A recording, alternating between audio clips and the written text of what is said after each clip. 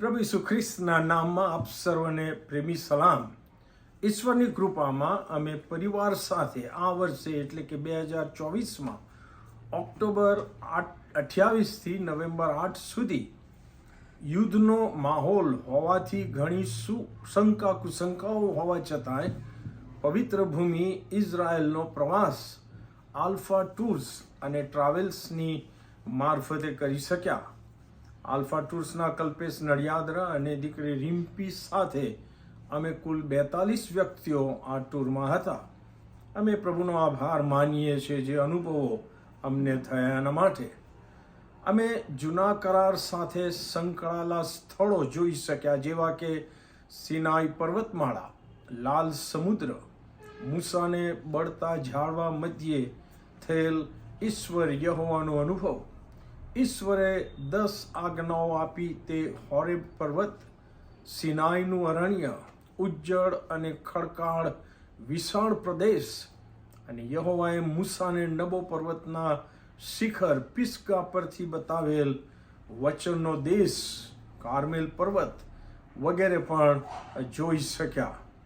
એટલું જ નહીં, નવા કરારમાં પ્રભુ ઈસુ ખ્રિસ્ત અને તેમના શિષ્યો અને પ્રભુ ઈસુ ખ્રિસ્તની સેવા સાથે સંકળાયેલા અદ્ભુત સ્થળો જેવા કે બેથલેહેમ, ઈસુનું જન્મસ્થળ, નાઝરેથ નગર, યર્દન નદી, બાપ્તિસ્માની જગ્યા, કાપરનાહુમ, કાના ગામ, ગાલિલ સમુદ્ર, પ્રાચીન સમયના યહૂદીઓનું સભાસ્થાન તથા ઘરોના અવશેષો, જેમાં સંત પિત્તરનું ઘર પણ અમને જોવા મળ્યું.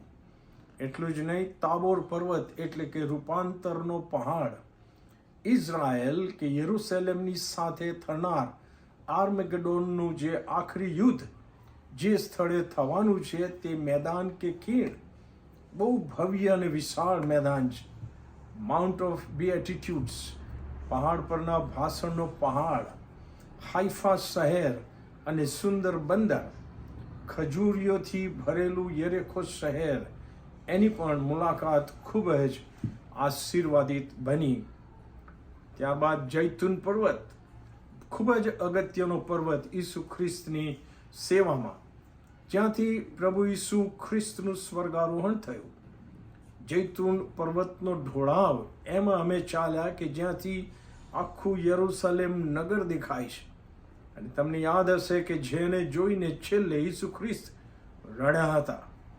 એની સામે મોરિયા પર્વત પર યરુશલેમ નગર અને તેની બાજુમાં સિયોન પર્વત અને દાઉદ નગર પણ જોવાના મળ્યા. કિદ્રોનની ખીણનું અદ્ભુત દ્રશ્ય. ત્યારબાદ અમે ગેત્સેમાની વાડી પણ જોઈ કે જેમાં 3000 વર્ષથી વધારે સમયથી જે વૃક્ષો છે એ અમે જોયા.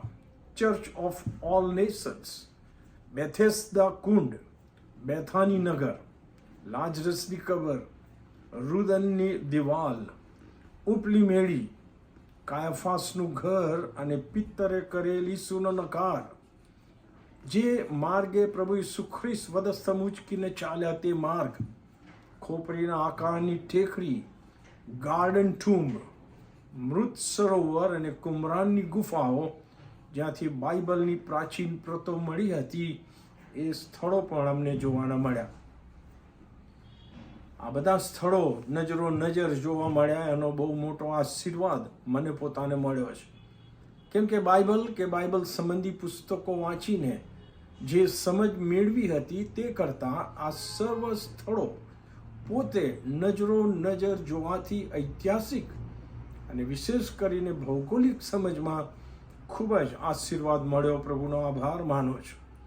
એટલું જ નહીં, પ્રભુ ઈસુનો તારનાર અને પ્રભુ તરીકે સ્વીકાર કરેલ 4 બાળકોને પ્રથમવાર યર્દન નદીમાં બાપ્તિસ્મા આપવાની મને તક મળી. રૂપાંતરના પહાડ પર, ધન્યતાના પહાડ પર, કાયાફાસ પ્રમુખ યાજકના ઘરમાં જ્યાં ઈસુ ખ્રિસ્તે ખૂબ યાતના વેઠી અને આખી રાત ગુજારી હતી, તે સ્થળે પ્રભુનું વચન વહેંચવાની તક મળી. ઉપરાંત જ્યાં પ્રભુ ઈસુ ખ્રિસ્તની ખાલી કબર છે ત્યાં પ્રભુનું વચન વહેંચવાની અને પ્રભુ ભોજનનો પવિત્ર સંસ્કાર પડાવવાની પણ મને તક મળી. મારી પત્ની શકુ, જે કોવિડ બીમારી પછી શારીરિક રીતે નિર્બળતામાં હોવા છતાં પ્રભુની કૃપામાં એ સર્વ સ્થળે ખૂબ સારી રીતે ચાલી શકી અને સર્વને માટે એ ઉત્તેજનનું કારણ બની રહી. અમે પ્રભુનો આભાર માનીએ છીએ. એમ પવિત્ર ભૂમિનો આ પ્રવાસ આ પૃથ્વી પરના જીવનમાં અજોડ અને યાદગાર આશીર્વાદ આપનાર સાબિત થયો છે. પ્રભુનો ખૂબ ખૂબ આભાર અમે માનીએ છીએ.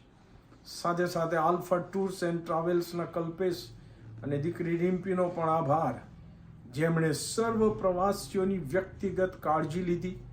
સારી સગવડો જેવા કે હોટલો, ઉત્તમ ખોરાક, સારી બસો, ગાઈડ્સ પૂરા પાડ્યા અને અમે આખા પ્રવાસનો પ્રભુની કૃપામાં આશીર્વાદ અને આનંદ માણી શક્યા.